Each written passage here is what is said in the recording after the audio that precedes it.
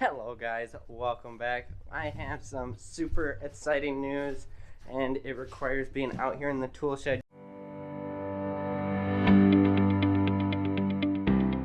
You want to know why?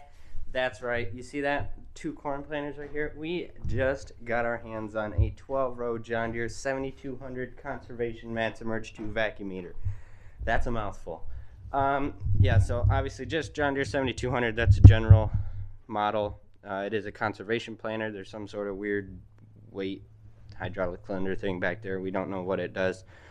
Vacuum eater, I'm pretty sure that just means it's a vacuum, same as our old system. And Mat Emerge 2, that is, I believe, the same as our old one as well. Our old planter back there is a 6-row. We'll go over that one first, I guess, and then we'll go over the really shiny one. So this planter was originally a John Deere 7240. You can see this one is newer than that one. 6-row, Mat Emerge 2. It doesn't say vacuum eater. That was probably a new thing on that planter, maybe, I'm not sure.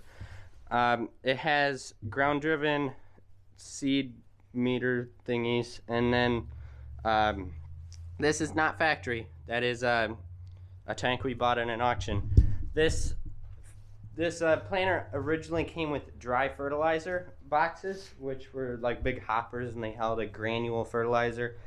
You'll see some dry fertilizer in the spring here because we do spread some before we do tillage. So you'll see that later on this spring. But we used to run the dry fertilizer on the planter, but we wanted to do a type of fertilizer that is liquid. So we took those off and we completely built our very own liquid fertilizer system from scratch with this tank. This has an electric pump on it instead of a ground drive pump, which is one thing Dad always wanted to update, but we never got around to it. They were really expensive pumps, and the electric one was working. The rates aren't the greatest. It's really hard to control the rates at the moment, but we made do with what we had, and at each row has a thing going down. In between these 2 depth gauge wheels, there is a metal fertilizer dropper spout thing. Oh, it's right there. You can see this right here. So it drops right behind the seed firmer, and we'll see some changes in this area on the 7200 we bought. So basically the pump would come through that tank and down here, and this planter used to have what's called a no-till section on it, or a no-till coulter or no-till add-on kit, and it was out here. It was a frame going around, and it had more coulters kind of like those, except more rigid blades. And we had a second pump here, and we ran a second type of fertilizer. We had 2 saddle tanks on the tractor, which are basically tanks that mount to the frame, and they ran up and they ran in there. So that was a 28%. And then I'm really not sure what we run in the row right now. It's a starter pop-up fertilizer, and then we also run some Schaefer's additives in there as well. So that is our old system. There's still pieces of it, of that old fertilizer system that was on the tractor. We got rid of that a year after we put it on. We ended up side dressing the year after that, and then we just went away from it completely.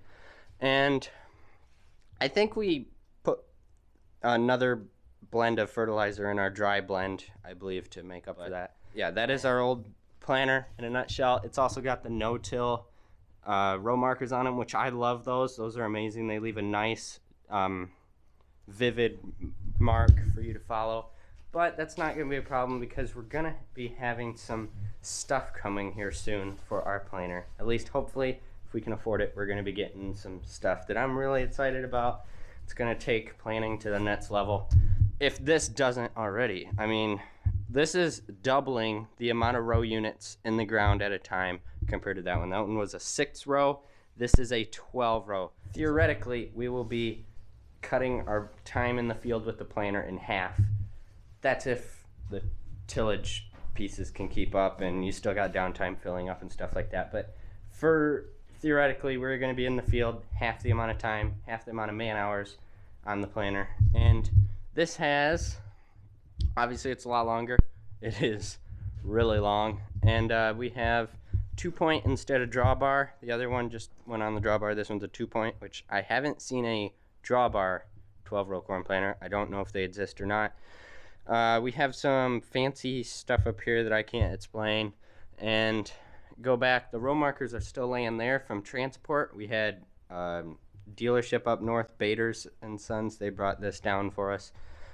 It was a private sale, but they hauled it for us. And this goes, yeah, the hydraulic hoses go back in here, which probably going to be doing some cable management in here later on for the stuff that we're getting. I'm not going to say too much about that because I want it to be a surprise for you guys. So what happens are these two sides separate. Those tanks go with the row units around that way, and these tanks go with these row units around that way, and they end up flat against the back with those. And the drawbar will shorten up a little bit, maybe half, maybe, I'm not sure yet. But this has some different stuff. It's got a factory liquid fertilizer, which was a big deal. These are tested and proven obviously by a factory. They're not DIY like that, but I mean, we're the DIY farmers. We got to do something DIY. So we are going to be, if we're getting some stuff for this, we're going to be putting it all on ourselves to save a few bucks. This has all new fertilizer coulters on the front. The owner put all new fertilizer coulters, and then these back tires are all brand new as well. This has, like I was talking about, some weird weight transfer cylinder. That's this. It makes it to where this planter requires 3 remotes to run. We'll probably end up leaving it where it's at. It's obviously been adjusted, and we're not making any drastic changes to the planter that are going to cause us to move that. Whatever it is and whatever it does, leave a comment down below if you know what that does, because we don't and we'd like to figure it out. Yeah, we got a fertilizer. This is a vacuum just like the old one. We got a vacuum system coming, and it actually runs a lower air pressure, I guess is what it's called, than our old planter did. And also we have liquid fertilizer changes where there was the little tube coming down right here. It's not. It is all incorporated into these seed firmers, and these seed firmers are called Keaton firmers that have the fertilizer things put right inside of them. They are not hooked up. I guess they were just there to be there. I guess they were running all their fertilizer in through the front coulters, but I think we are going to be hooking them up and doing some sort of system on it to where we're running fertilizer into both places. We'll see. I don't know. We didn't run any fertilizer except for in furrow in our old planter. This is a really, really awesome planter. I like the plastic seed boxes. They look a lot better than our old fiberglass ones. The paint faded, and they're just really bad looking now when you see them in front of these ones. So yeah, the plastic and then fiberglass right here. You can see they're kind of rough, and your lids are always going to get messed up. That happens a lot. And yeah, got lights. Probably never going to use those. We're going to be kitting out the 4960 as our planting tractor, because the 4440, honestly, people pull these with those, but we want to make sure we got plenty of ponies in front of this thing so that we don't have any problems in the spring. And from here on out, we have to have a dedicated planting tractor because of some of the stuff we're putting on this. So last year we had problems with the 4440. It does have a partially blown head gasket, and that's why we had to take it off of the 6th row this spring and run it with the 4960.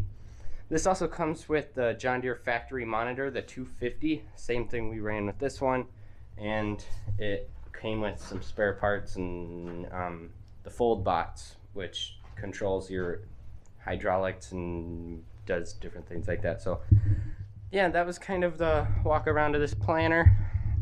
It's very nice. It's got, I believe it's field ready where it sits as is. So that's one thing that's really awesome, is we're not going to be doing anything to this except for upgrades and stuff. But that's about it. I hope you guys enjoyed this video, and the subscriber count has really been going up lately. I really appreciate that. Thank you guys. And I'm still going to be carrying on the tradition of not saying subscribe in the end of my video. So thank you for watching, and I'll see you next time.